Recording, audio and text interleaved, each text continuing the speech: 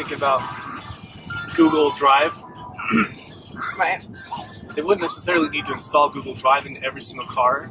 They just need to install some kind of Google Car Communicate or something like that, so the cars can talk to each other. So when you're on these stretches like this, where there's only 2 lanes and just a dotted line in the middle, you could get a beam from that other thing, and then the car could let you know, hey, safe to pass if you pass at 85 miles an hour. And it would talk to the guy in front of him, this dude's locked on cruise control at 65 miles an hour. If you'd like to maintain your speed of your cruise control, pass now. Right. Accelerate to 95 miles an hour and you'll be fine. Because you get all the communication between the cars from the one in front of you, the moron that's driving super slow, because he apparently has 5 years to get where you're going, and the car coming your way. So your car can give recommendations, do calculations, tell you how fast you need to go in order to pass. All that stuff is programmable, because it'd almost be like radar coming from the other car, or just a car communicating, just saying, I am going 72 miles an hour. I am going 72 miles an hour. Just constant thing where this other car can go, hey, the car coming is going 72 miles an hour. It now knows the distance between that car, and will be able to do a calculation. Oh, you're traveling at 85 miles an hour. If you speed up to 105 miles an hour, you'll be able to pass the car in front of you, and before that other car comes on. Right. The cool thing about that would be the safety. You know, people that don't have good judgment in distances, when they see a car coming on, they're like, oh crap, I can't pass, so I probably should slow down to 12 miles an hour because it's not safe to drive on a highway and I'm a moron. So, you know, the computer could say, hey, idiot, you can pass if you want. You're clearly, there's a vehicle in front of you that's dumber than you. So this little message could come up and say, pass at 105, safe to pass for the next 5 minutes. Mm-hmm. You know? Right. So that would be cool to have. I think I'm low right now. Okay. Still be cool. Okay, for example, I'm stuck behind moron towing a boat that's going 70, say, miles an hour. And I could pre-program the car communicate, whatever you want to call it, because that was just right off the top of my head, and I'm cool like that. That I want to maintain a speed of a minimum 85 miles an hour. So now I'm stuck behind this guy. My car knows I'm going slow, and then I want to go faster than this because I can handle driving my car at that speed for whatever reason, blah, blah, blah. Or I just feel like going that fast. So then I wouldn't have to look and go, oh crap, there's a car over there. Do I have enough time to jump around this dude and pass him?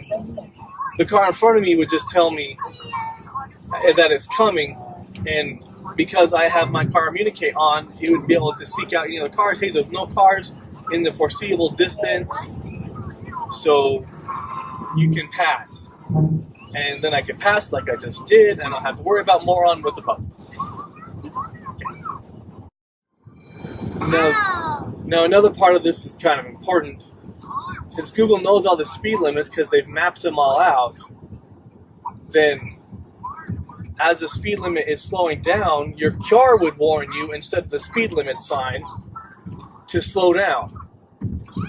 So you get this message or like a little ding or something, kind of a notification on your phone, whatever the hell you want to do, that would tell you, hey, you're going really, really fast and there's cops here, or just to slow down. And then they also could put in those no passing zones. So when you get stuck behind a car, it would give you some kind of notification like, tough shit, you can't pass right now, it's a no passing zone or whatever, or you won't be able to pass before the no passing zone, so that would not be a legal pass, so better stay put and suck it up. That kind of thing. Even cooler idea on top of that is that the cars could pass information from other cars to your vehicle. So, like, I would get the information from the moron with the camper in front of me and pass it to the dude behind me with the Mercedes that's chomping at the bit. Clearly looks like he wants to get around. And that would also help us get information from around a corner. You know, as there's a bend up ahead, and I can't tell if I can pass dude with a camper, but because I can't see around the corner, even though I got a passing lane. If there's another vehicle in kind of sort of line of sight of around the corner, it could pass information to us through the other vehicles and say, yeah, it's clear to pass if you want to pass. So, yeah. I really hate getting stuck behind cars. That's what I really want. I want the freaking app to fix that. It's bull crap. Stuck in the middle of nowhere behind an idiot with a camper. Okay, I'm over it. I'm better now. Everybody gets tired when they're on long road trips, especially truck drivers, because that's what they do. They're on the road all the time. My dad was a salesman growing up. He was on the road all the time. And I know he told me you get tired on the road. I've only been driving for about 4 hours, and I am nodding off. And so I was thinking about that just now, and here's an idea. I could put some kind of electrical jolt thing in you, so if your head tilts forward a certain amount, it electrocutes you, wake your ass up, you know? See, you're nodding off, and it just jolts you, but not so much that it would hurt your pacemaker if you have one, you know, but enough that it just kind of wakes you up and you're like, hey, I'm nodding off. Give you a little warning before you actually fall clear of sleep, and it help you get that blood pumping again, because it like when you wake yourself up, you jolt yourself awake, but having somebody else jolt you awake wakes you up a lot more, unless I'm the only one that's like that, in which case then screw this idea. But you know, just having something, you know, the truck driving co-pilot or whatever you want to call it, and for when you're driving these long trips, you're on that boring stretch of land where everything looks the exact same, and you've heard that CD in your car over and over and over, and it doesn't matter whether you turn the temperature down or temperature up, you're not waking up, you're just kind of snoozing, because that food you got at the last stop is in that spot where it's taking the oxygen from your brain. You know, you just have that thing in your car, and just your head just kind of goes like this. If it tells you're going like this enough, it gives you a little electrical jolt, just kind of, you know, a little electric chair action, and wakes you right up. I think that'd be a great idea. It saved lives. I mean, because I know this guy that lost his life falling asleep at the wheel, and that happens all the time. There's always little crosses on the side of the road, especially in Utah. I don't know why, because Mormons live there, and they don't believe in the cross, but whatever. There's always crosses by the side of the road where some dude fell asleep and died because it was on a long road trip. But that little driving companion thing would wake you up, give a little electrical jolt to the kidneys or something, and just kind of keep you going. You know, there's a little something to wake you up. I think that'd be a great idea. They probably have to get public health involved because, you know, too many electrical jolts, you may as well just pull over.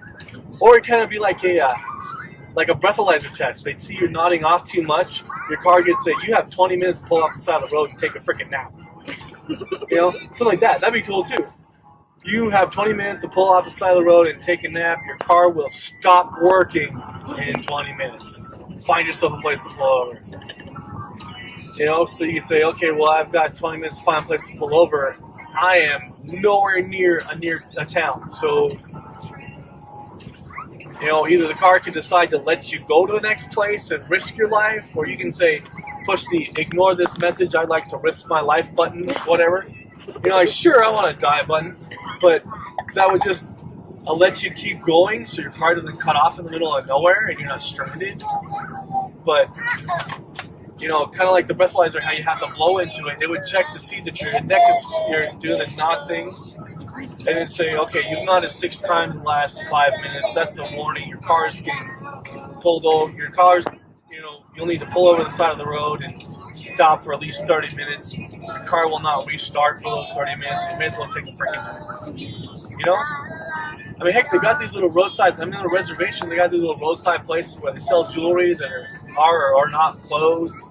You just pull over there, and then roadside assistants come knock on your door and say, hey, I got cut off because I was falling asleep. Could you unlock my car so I could drive on? Mm-hmm. I'd appreciate that. Thank you, officer.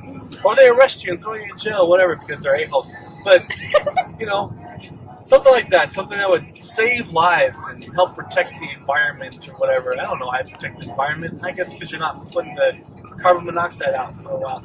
But, whatever. The whole point is you're staying awake. You're keeping alive. You're protecting your family. Your wife might not know you're nodding off because she's taking a snooze in the passenger seat. Your kids are sleeping. And because they're sleeping, they're making you extra sleepy. So now you're nodding off, so you're getting that warning, hey, just pull over the side of the road, be a smart person about this, keep your family alive. Here's a little electrical jolt to keep you going until the car cuts off. But, you have a little bit of kind of action going on, so you pull over the side of the road, and you save lives. That'd be great. That'd be great. Keep me awake right now, that's for damn sure. So, mostly just talking to keep myself awake now. Now we're just rambling at this point in time. So, yeah, that'd be a great idea. Okay, so I just thought of an evil purpose that this whole car communicate could work. Since all cars can pass information, essentially every car in the world could talk to each other.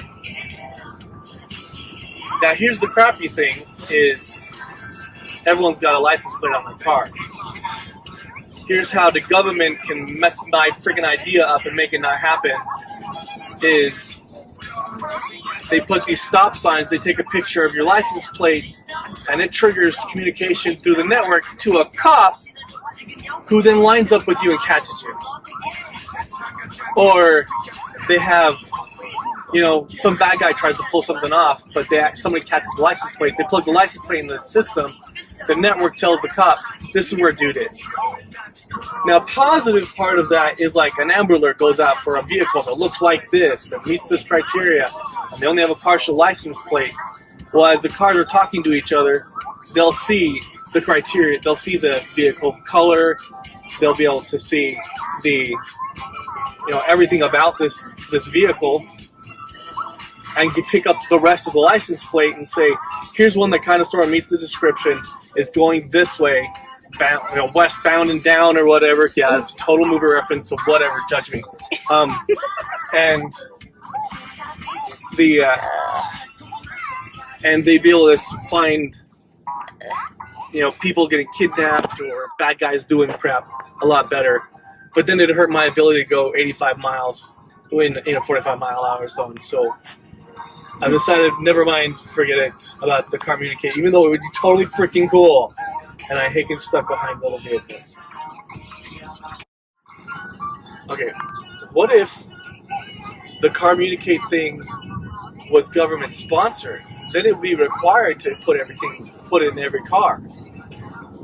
They'd even have to retro older cars. And then I would get what I want, and I wouldn't get stuck behind a camper. That's the only way that Google would be able to, Google wouldn't be able to put this crap in every single car, or have little communication devices that are solar controlled on speed limit signs to be able to communicate the speed limit sign, and stuff like that. But if the government did it, which they never will because politicians are assholes, but if the government put it in, then it would actually benefit. It'd be a public safety thing because the cars would be able to talk to each other. And it would just be that much closer for when the robots take over. But the government would have to put it in order to get every single car. Because I was thinking, how can I get every single car to tell me when I can pass the moron in front of me? They'd all have to be forced in. Or, the car industry would have to be in on the deal, and coerced some way. And the only one that would have any kind of power to do that would be the government. But that would give me what I want. And get them what they want. They could find people on the planet. NSA would love this shit. Yes, they would. That's great. We can have the spies, and the spies would have the spy network, and they'd be able to spy network through the cars and see where you are.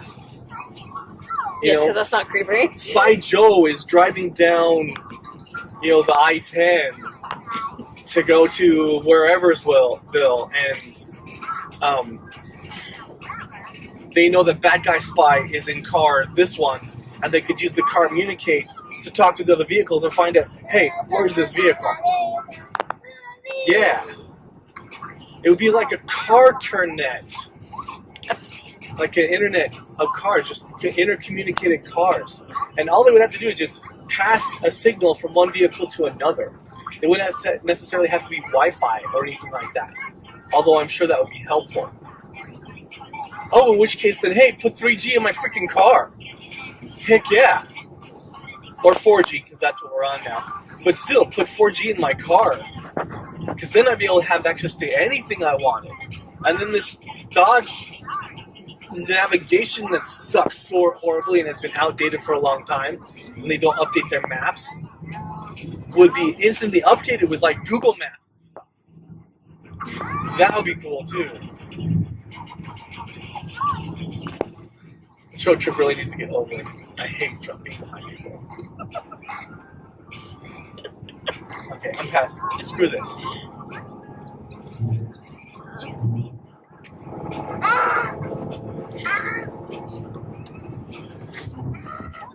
Okay, so anyway, I feel better now. Alright. Are you good? I'm done. Okay. Let's think about Google Drive. Right. They wouldn't necessarily need to install Google Drive in every single car. They just need to install some kind of Google Car Communicate or something like that, so the cars can talk to each other. So when you're on these stretches like this, where there's only 2 lanes and just a dotted line in the middle, you could get a beam from that other thing, and then the car could let you know, hey, safe to pass if you pass at 85 miles an hour. And it would talk to the guy in front of him, dumber than you. So this little message could come up and say, pass at 105, safe to pass for the next 5 minutes. You know? Right. So that would be cool to have. I think I'm over it now. Okay. Still be cool. Okay, for example, I'm stuck behind Moron towing a boat that's going 70, say, miles an hour. And I could pre-program the car, communicate, whatever. This dude's locked on cruise control at 65 miles an hour. If you'd like to maintain your speed of your cruise control, pass now. Right. Accelerate to 95 miles an hour and you'll be fine. Because you get all the communication between the cars from the one in front of you, the moron that's driving super slow, because he apparently has 5 years to get where you're going, and the car coming your way. So your car can get recommendations, do calculations, tell you how fast you need to go in order to pass. All that stuff is programmable. Because it'd almost be like radar coming from the other car. Or just a car communicating, just saying, I'm going 72 miles an hour. I'm going 72 miles an hour. Just constant thing where this other car can go, hey, the car coming is going 72 miles an hour. It now knows the distance between that car and will be able to do a calculation. Oh, you're traveling at 85 miles an hour. If you speed up to 105 miles an hour, you'll be able to pass the car in front of you and before that other car comes on. Right. The cool thing about that would be the safety. You know, people that don't have good judgment in distances, when they see a car coming on, they're like, oh crap, I can't pass, so I probably should slow down to 12 miles an hour because it's not safe to drive on a highway and I'm a moron. So, you know, the computer could say, hey, idiot, you can pass if you want. You are clearly, there's a vehicle in front of you that's